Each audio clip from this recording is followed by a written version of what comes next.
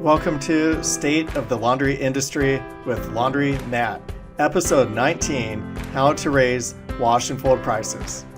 Today we're going to be talking about raising prices, which I know is everybody's favorite topic because that ultimately makes you more money.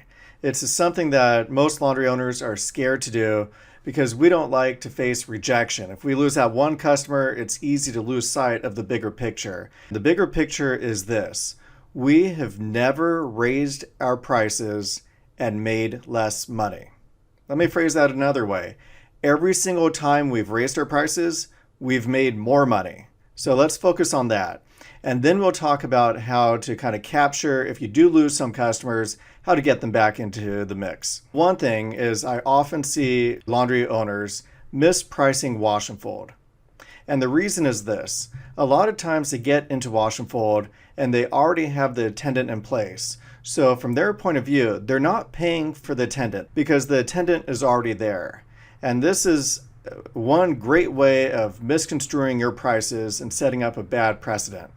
The reason being is if you're doing wash and fold right and you have a strong web presence and hopefully good software, a little plug for curbside laundries. If you're doing things right and you're growing your business, you will need to hire another attendant. You need to factor in the cost of labor into your wash and fold pricing. I mean, that sounds obvious, but I'll tell you there's some hobbyists or people just getting into the business who don't realize that you need to factor in the cost of labor into wash and fold.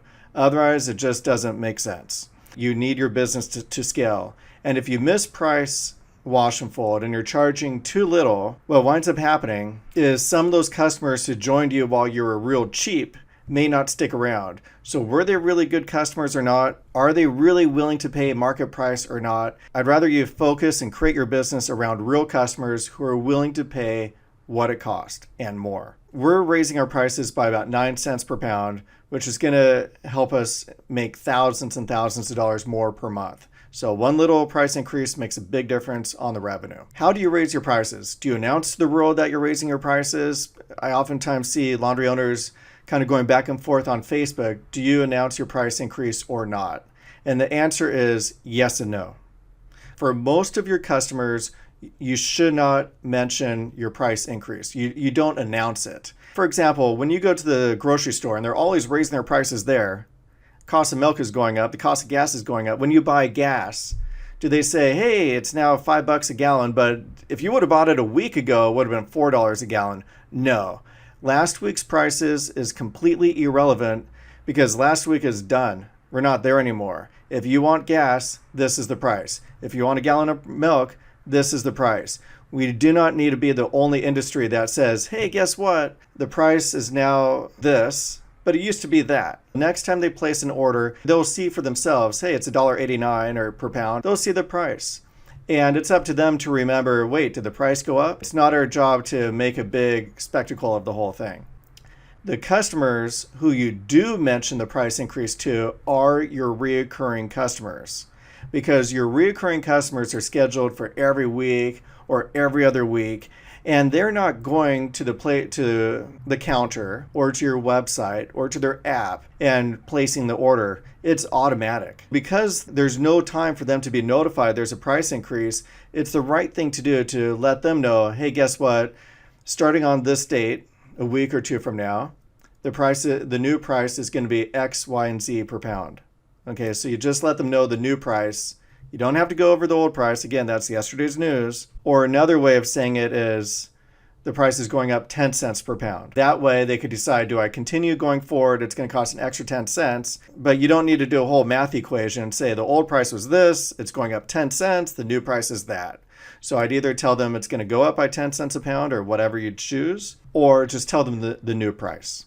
Secondly, we did get a little bit of an uptick in cancellations on our reoccurring customers. We have 300 reoccurring customers who schedule weekly or every other week pickups.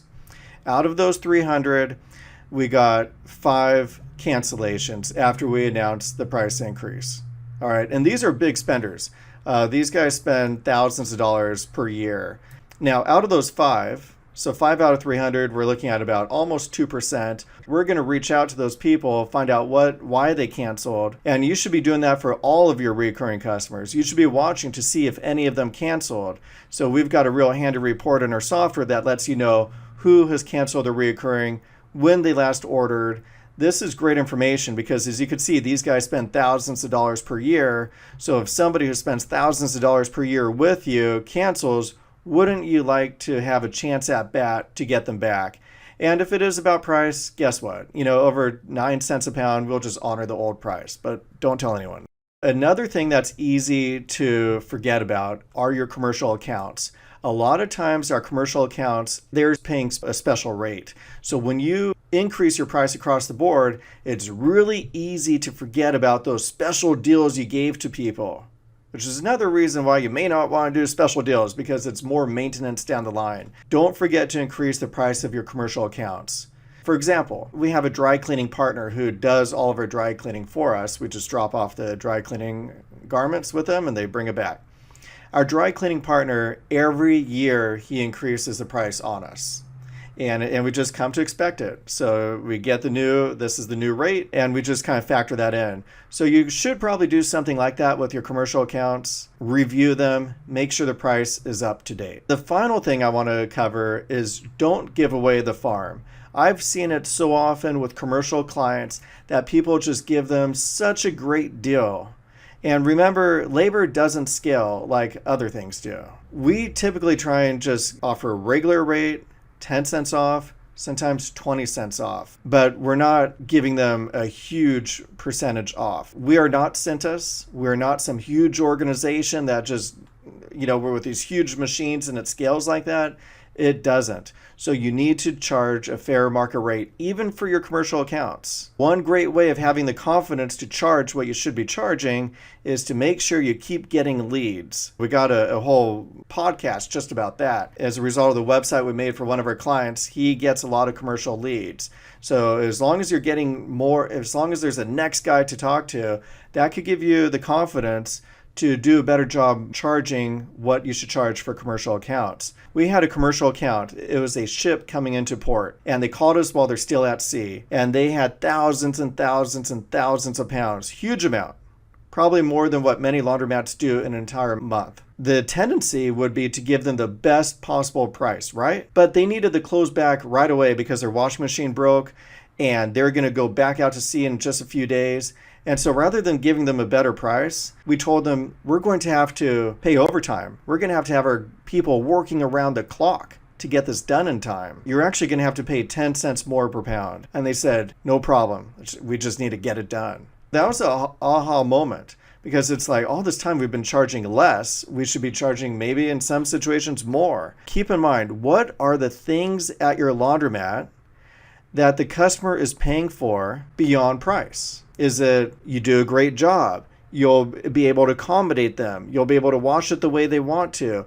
You have ozone, so you sanitize the laundry. You need to know right off the bat what makes you special. And maybe that should be a whole podcast episode right there. Because if you focus on what makes you special, you don't have to focus on price. And when you don't focus on price, you could charge more. I hope you take a look at your pricing. Make sure you're charging what you should be charging.